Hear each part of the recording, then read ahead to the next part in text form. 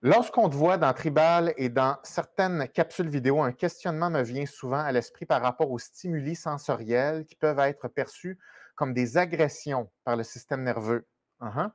Euh, Par exemple, être dans des vêtements détrempés en sueur à journée longue, la chaleur, l'humidité, les moustiques, être piqué partout, être tassé aux autres pour dormir la nuit.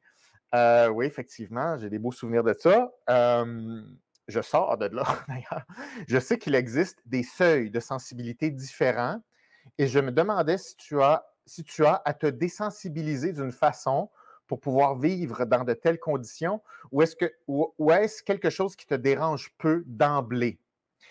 Est-ce que quelqu'un ayant une hypersensibilité sensorielle, pouvant même s'apparenter à des traits autistiques, peut augmenter son seuil d'inconfort?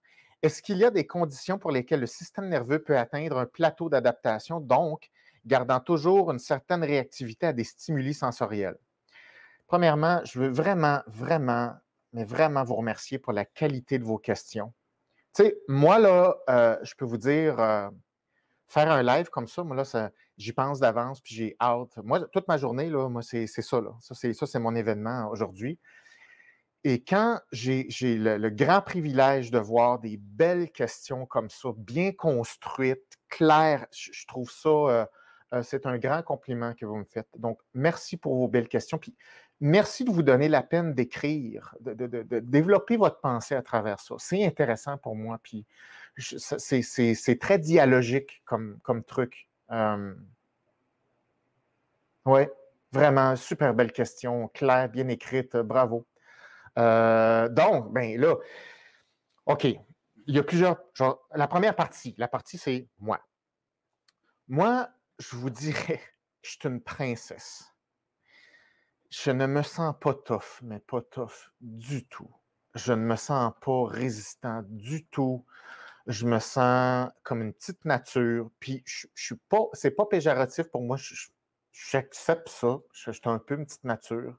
Euh, Je, je- Moi, je me sens sensible. Moi, je pense que je suis assez sensible. J'ai des bobos facilement, tu sais, je tombe malade facilement, j'ai des tendinites partout, j'ai tout le temps un bobo quelque part.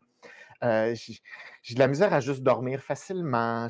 Moi, je me considère comme sensible, autant psychologiquement, émotionnellement que physiquement.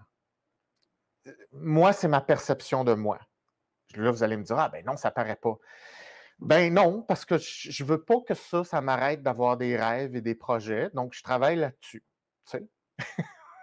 C'est ça. Oui. Fait que moi, je me dirais, moi, j'ai un seuil de sensibilité qui est bas.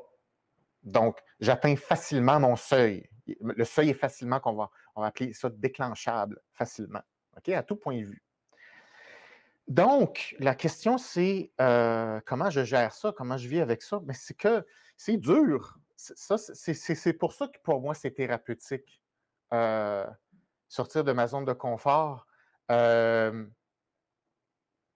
je suis fier de moi quand je passe à travers des petites insensibilités, puis j'essaie de conserver une attitude positive, euh, même si je suis comme, des fois, juste le goût de sacré, parce que j'ai trop d'irritants, puis j'en vois d'autres qui, eux, je le vois, là, qui ont vraiment un niveau de sensibilité moindre, sont vraiment pas affectés, sont vraiment, je suis comme moi, sont tellement tough, là, tu sais, mais sont comme ça, tu sais, puis moi, je suis pas comme ça. Puis moi, je me compare pas vraiment à eux. Tu sais, moi, je vis ma petite vinaigrette, comme on dit, puis je me compare pas à ça. Puis, donc, mais je m'améliore. Je m'améliore. Hey, grosse, grosse amélioration. Je me suis beaucoup amélioré depuis une vingtaine d'années. Grosse, grosse progression. Je suis très fier de moi. Très fier de moi.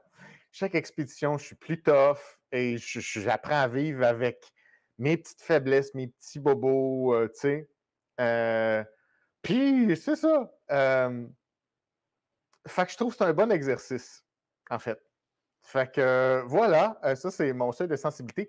Il y a des gens qui ont un seuil de sensibilité qui est beaucoup plus élevé. Et donc, avant d'atteindre le plancher, ce qu'on appelle le déclencheur d'inconfort officiel, mettons, ils ont du buffer, comme on dit. Donc, tant mieux pour eux autres. Mais c'est ça, c'est parce que ça vient avec des avantages et des inconvénients, hein. Quand tu es sensible, c'est une capacité à détecter plus vite des choses. Personnellement, je n'haïs pas cette faculté-là.